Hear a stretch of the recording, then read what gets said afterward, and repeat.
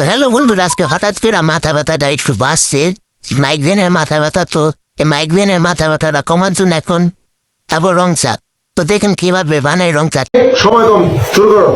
তো বন্ধুরা, এই দুষ্টু রেসিপি বানানোর জন্য আমাদের দরকার দুষ্টু মহিলা গাছের তুলসী পাতা। তো গাছের থেকে তুলসী পাতা পেরে নি। আমার এটা লাল তুলসী পাতা। তো তুলসী পাতাগুলো ভালো করে ধুয়ে এখন গরম পানির মধ্যে দিয়ে দেখতে পারবেন যে কিছুক্ষণ পরে গরম পানির কালার একদম চেঞ্জ হয়ে গেছে, একদম সবুজ কালার হয়ে গেছে। তো তারপর যাবতীয় যত পদের গরম মশলা আছে তা লাগবে আমাদের। গরম মশলাগুলো এইভাবে একটা পলিথিনে নিয়ে পাথর দিয়ে গুড়া গুড়া কুড়া নিলেই হইব। তো দেখতেই পাচ্ছেন বন্ধুরা যে তুলসী পাতা দেওয়ার কারণে পানির কালারটা একদম চেঞ্জ হয়ে গেছে, একদম সবুজ হয়ে গেছে এখন। এবং গরম মশলাগুলো এখন গুড়া গুড়া করে লইছি, এখন দেওয়া দেবো গরম পানিতে। তো এইগুলো দেওয়ার পরও দেখবেন পানির কালারটা একদম চেঞ্জ হয়ে গেছে, একদম খয়েরি কালার হয়ে গেছে। তারপর দিয়ে দেব আদা, আমাদের দাদাকে।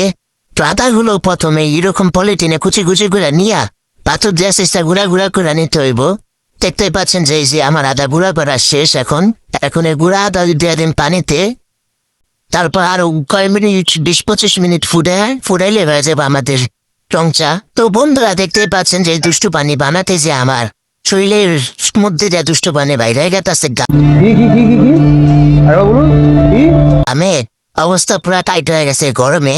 তার মধ্যে গরমে আবার খাইতেছি রং চা বানায়া।